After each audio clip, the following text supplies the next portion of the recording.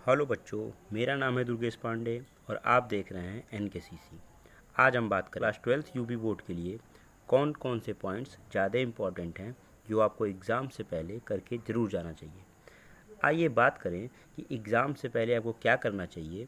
तो सबसे पहले अपना सिलेबस अच्छी तरीके से देख लें। जो 30% ड्यूज है उसे हटा दें, बाकी सारे इम्पॉर्टेंट टॉपिक्स के फार्मूले बना लें। हो सके तो शॉर्ट नोट्स बना लें, बट मैंने क्लास में ऐसे नोट्स बनवा दिए हैं। शुरू में केवल आप 4 ही चैप्टर्स पढ़ें। 2 बुक्स होंगे फिजिक्स के, दोनों में से केवल 4 चैप्टर अच्छी तरीके से तैयार कर लें। बचे 4 चैप्टर जब आपको समय मिले तो और पढ़ लें। पढ़ें, समझ कर पढ़ें, उसे रटे नहीं। 4 चैप्टर इसलिए पहले पढ़ना है क्योंकि क्वेश्चंस में पेपर में ऑप्शन भी आता है, यानी कि 2 प्रश्न में से आपको एक करना होता है। तो अगर आप कुछ ही चैप्टर अच्छे से पढ़े हैं तो उन दोनों में से कोई एक ज़रूर आपको आएगा और आप कर पाएंगे। इसलिए समय को बिना बर्बाद किए पहले आप 4 चैप्टर अच्छे से पढ़ लें, फिर आगे बढ़ें। बात करें एग्ज़ाम में प्रश्न पत्र का स्वरूप कैसा होगा, तो सबसे पहले ध्यान दीजिए कि पेपर 5 खंडों में डिवाइड होगा। अ, ब, स, द और य, ऐसे करके 5 खंड होंगे। खंड अ में सभी 6 प्रश्न होंगे और सभी के सभी बहुविकल्पी होंगे, जिस पे आपको एक प्रश्न मिलेगा, 1 अंक मिलेगा। बहुविकल्पी का मतलब एक क्वेश्चन होता है, उसके सामने 4 ऑप्शन होते हैं, चारों में से एक सही होता है, आपको एक लिखना होता है। सेकंड बात करें खंड ब में, तो 6 प्रश्न होंगे जो 1 अंक के होंगे और उनका उत्तर आपको एक शब्द में या एक लाइन में देना होगा। खंड 100 में केवल 4 प्रश्न होंगे जो 2 अंकों के होंगे और इनका आंसर आपको 30 से 35 शब्दों में देना होता है। खंड 2 में 10 प्रश्न होंगे जो 3 अंकों के होंगे। एक्चुअल में इसमें 10 से ज़्यादा प्रश्न होंगे और कहीं कहीं पे अथवा लिखा होगा, उन अथवा में से 2 प्रश्नों में से केवल आपको एक प्रश्न करने होते हैं।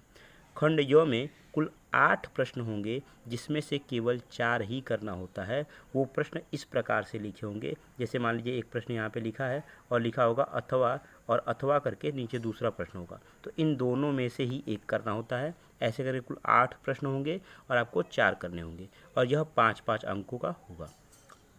जहाँ तक संभव हो सके आप केवल प्रश्न का उत्तर दीजिए, अनावश्यक बातें न लिखिएगा। आगे बात करें तो वो कौन कौन से इम्पॉर्टेंट पॉइंट्स हैं जो आपको पढ़ के ही जाना है। तो देखिए यूनिट फर्स्ट में, जैसा कि आप देख रहे हैं यूनिट फर्स्ट में जिसका नाम है स्थिर वैद्युतिकी, उसमें आपको वैद्युत क्षेत्र पढ़ना है अच्छे से। वैद्युत आवेश के कारण वैद्युत क्षेत्र पढ़ना है। गॉस का नियम और अनंत लंबाई के एक समान तार से r दूरी पर वैद्युत क्षेत्र पता करना है। इसके अलावा वैद्युत विभव और विभवांतर तथा संधारित्र और उसकी धारिता अच्छी तरीके से देख लीजिएगा। इसके अलावा संधारित्रों के श्रेणी क्रम और समानांतर क्रम में संयोजन भी देख लीजिएगा। इसके अलावा एक छोटा सा सिद्धांत है अध्यारोपण का सिद्धांत और सतत आवेश वितरण, इस बिंदु को अच्छे से पढ़ के जाइएगा। नेक्स्ट बात करें सेकेंड यूनिट्स की, जिसका नाम है विद्युत धारा, तो उसमें आपको अपवाह वेग, गतिशीलता और इसका विद्युत धारा से संबंध, ये बहुत ही इम्पॉर्टेंट है, देख लीजिएगा।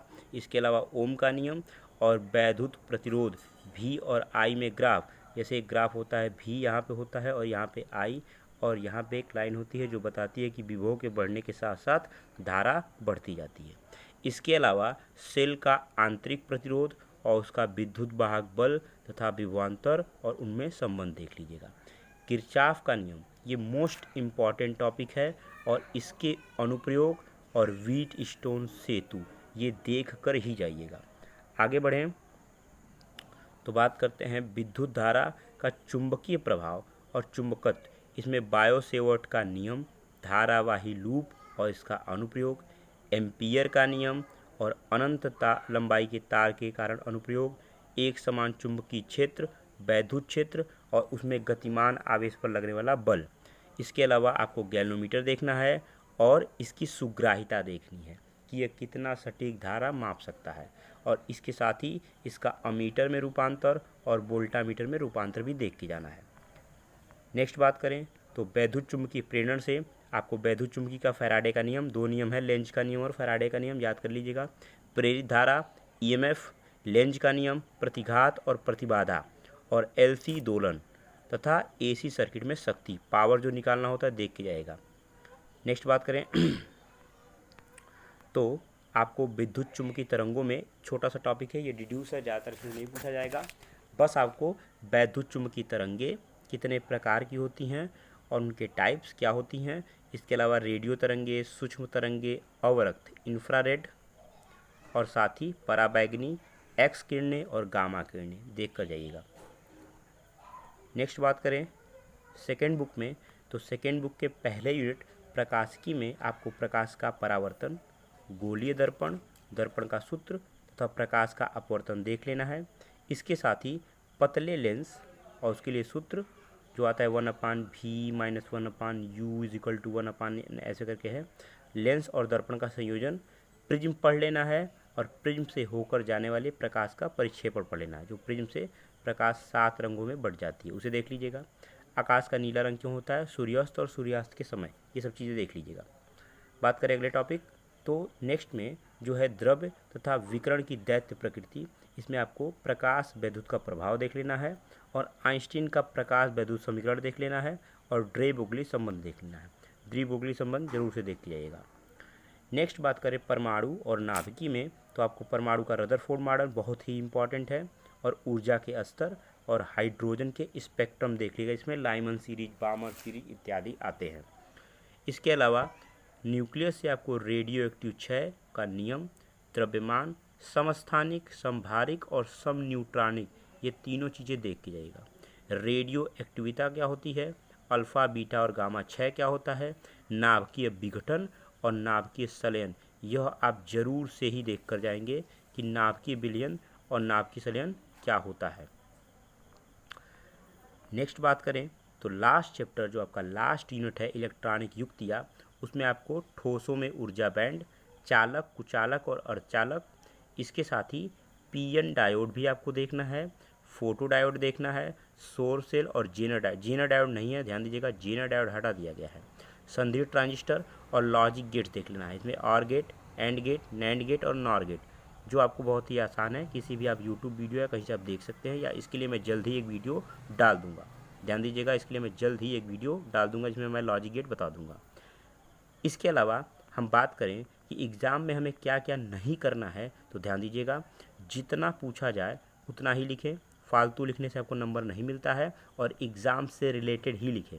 जहाँ पे आवश्यकता हो वहाँ चित्र बनाएं, बिकॉज चित्र देख के आपको अच्छे नंबर मिलते हैं, और फार्मूले का भी प्रयोग करें। फार्मूला एकदम सही लिखें जिसे रट लीजिए, याद कर लीजिए। समय का ध्यान दीजिए क्योंकि पेपर बहुत लंबा होता है, उसमें आपको सवाल भी लगाने होते हैं, तो किसी एक प्रश्न को छोटे नंबर के लिए अनावश्यक बातें लिखकर समय बर्बाद न करें।